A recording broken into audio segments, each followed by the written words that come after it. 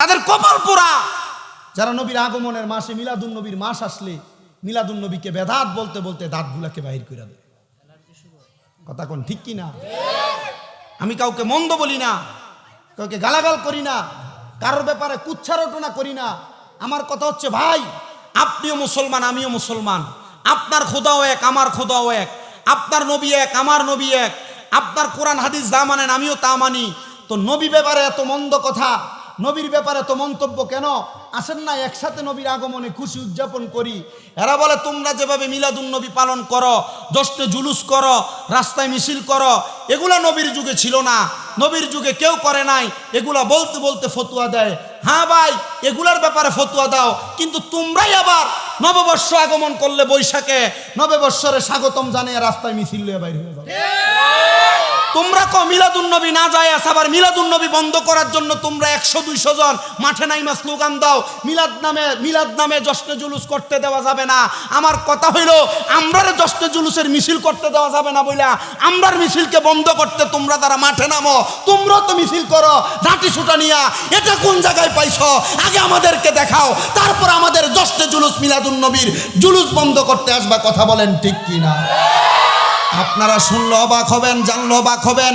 চট্টগ্রামের মতো জায়গায় আওলাদের রসুল সৈয়দ মোহাম্মদ তাহের সামাদ্দাজিল্লাহুল আলীর আগমন করলে, চট্টগ্রামের মতো জায়গায় সৈয়দ মোহাম্মদ সাবের সামাদ্দাজিল্লাহুল আলীর আগমন করলে, চট্টগ্রামের মতো জায়গায় 60 লক্ষ মানুষের আগমন হয়, কোটি মানুষের আগমন হয়। আরে তোমরা কেন চট্টগ্রামে এত মানুষ মিলাদুন নবীর জুলুস করো? এরা ডাইরেক্ট জবাব দেয়, আমরা নবী দেখি নাই। নবীর 41তম, 42তম, 43তম আওলাদেরা চট্টগ্রামে আগমন করে বিদায় আমরা চট্টগ্রামে 12 রবিউল আউয়ালে লক্ষ লক্ষ মানুষ একত্রিত হইয়া ইয়া নবী সালাম আলাইকা বলি, ইয়া রাসূলুল্লাহর স্লোগান দেয়। ও মানুষেরা, তোমরা এত কেন করো? বলে আমরা নবীরে মোহাব্বত করি, নবীরে ভালোবাসি। বলে হুজুর এটাই কি শুধু? বলে না, চট্টগ্রামের প্রত্যেকটা রাস্তার অলিতে গলিতে, প্রত্যেকটা জায়গায় জায়গায় মানুষ খানা নিয়ে অপেক্ষা করে। আপনি খাবার খাইতে খাইতে আপনার অবস্থা টাইট হবে। বলে হুজুর কেন করে? বলে নবীর আগমনে খুশি হইয়া মানুষকে খাওয়ায়, খুশি উদযাপন করে। বলে হুজুর আর কি অন্যভাবে মিলাদুন নবী পালন করা যায় না? হ্যাঁ যায়। আমার তো কথা হলো, মিলাদুন নবী যখনই আগমন করছে 1 তারিখ থেকে 12 তারিখ পর্যন্ত দৈনিক 1000 বার করে নবীর উম্মতেরা নবীর উপর দুরূদ শরীফ পড়ার দরকার। বলে হুজুর আর কোনোভাবে করা যায় না? বলে হ্যাঁ। আমার নবীকে প্রশ্ন করা হয়, ইয়া রাসূলুল্লাহ আস-সাওমু ইয়াউমাল ইসনাইনি, আপনি কেন সোমবার দিন রোজা রাখেন? আমার নবী কয় ইয়াউমা উলিদতু ফিহি, আমি নবী এই দিনে জন্মগ্রহণ করেছি। নবী আমার মিলাদুন নবী পালন করেছে রোজা আদায় কইরা। নবীজি আর কেন রোজা রাখেন? নবী কয় ইয়াউমা উনজিল আলাইয়া, এই দিন আমি নবীর উপরে কোরআন নাজিল হয়েছে, এই জন্য আমি নবীজি এই দিনে কোরআন রোজা রাখি। কিন্তু রোজা রাখেও তো মিলাদুন নবী উদযাপন করা যায়, যেভাবে মন চায় পালন করেন, সালাতু সালাম দিয়া পালন করেন, মিলাদ মাহফিল কইরা পালন করেন, নবীর আগমনে খুশি হওয়া দিয়া কথা। কিন্তু যারা মিলাদুন নবীরে বেদাত কয় তারা একটাও করে না। কথা কন না? হয় রোজা রাখেন, নাইলে জশ্নে জুলুস করেন। বলে হুজুর এটা ভাল লাগে না, 100 বার দুরূদ শরীফ পড়েন, 1000 বার দুরূদ শরীফ পড়েন, এটা পড়লেই দেখবেন কলিজায় শান্তি লাগে। তা আমি আপনাদেরকে যে কথা বলতেছিলাম, নবীর চাচা যদি ইমান নাই ন, নবীর উপর নবীর মিলাদুন নবীতে খুশি হইয়া আঙ্গুলের ইশারা দিয়া দাসী মুক্ত কইরা যদি উনি খুশি হইতে পারে, আর উনি কবরে যাওয়ার পর যদি একটা আল্লাহ তাআলার জান্নাতের সুদা পান করতে পারে, আমরা নবীর মিলাদুন নবীর মাহফিল করার কারণে আল্লাহ আমাদেরকে জান্নাত দিতে পারে কিনা? বিশ্বাস আছে কিনা? এবার আসেন, আমার নবী কিভাবে আগমন করলে একটু শোনায় আপনাদেরকে, অসুবিধা হবে? কয়টা বাজে? বেশি দেরি হয় না। তাবারুক আছে না? ও তাইলে আপনারা বসেন, মোটামুটি আপনাদের সাথে বইসা ওয়াজ শেষ করে তাবারুক খায় আর পরে যাবো। কি কন? আসেন তো আপনারা ইনশাল্লাহ। নবীজি এখন আগমন করে নাই। আমার নবীজির আব্বা যান হযরতে খাজা আব্দুল্লাহ, নাম শুনছেন? আমার নবীজির আব্বা যান এখন আগমন করে নাই। নবীর দাদা যান হযরতে আব্দুল মুত্তালিব, এটাও নাম শুনছেন? নাম শুনতে অসুবিধা নাই, জানতে অসুবিধা নাই। হযরতে আব্দুল মুত্তালিবের একটা মাত্র সন্তান। কয়টা? একটা মাত্র সন্তান। আব্দুল মুত্তালিব কয়, আল্লাহ আমারে তুমি একটা সন্তান দিলা, আল্লাহ গো তুমি যদি আমারে আরো কিছু সন্তান দান করো, অথবা 10টা সন্তান দান করো, আল্লাহ আমি আমার একটা সন্তান কি তোমার রাস্তায় আমি কুরবান করে দিব। মারহাবা কর। আমার দয়াল নবী রাহমাতুল লিল আলামিন নবী এখনো আগমন করে নাই। নবীজির দাদা আব্দুল মুত্তালিবের ঘরের মধ্যে এক এক করে 10 জন সন্তান আগমন করলেন। বন্ধুরে আমার, মানত করলে মানত পূরণ করা লাগে।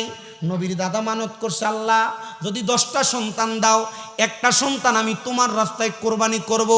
কোরবানি না করলে আল্লাহ তাআলার কাছে মানতটা পূরণ হবে। আব্বা তুমি ওঠো। এই 2টা ছেলেই তো দুষ্টামি করতেছে, আর তো কেউ করতেছে না। না না থাক থাক, না না থাক থাক থাক। আমি তোমাদেরকে বলছি, আল্লাহ হেদায়েতের নূর তোমাদের সিনাতে দান করুক। তোমরা দুষ্টামি করলে মানুষ তোমাদেরকে বাজে বলবে, মন্দ বলবে, খারাপ বলবে। এটার মূল কারণ দিনদারিতা নাই। আল্লাহ আমাদেরকে বোঝানোর তৌফিক দান করুক।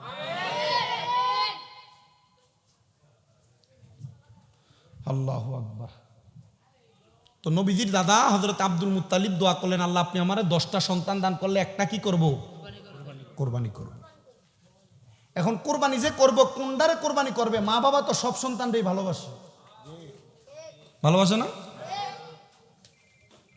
তো হযরতে আব্দুল মুত্তালিব চিন্তায় হতাশাগ্রস্ত হয়ে গেছে।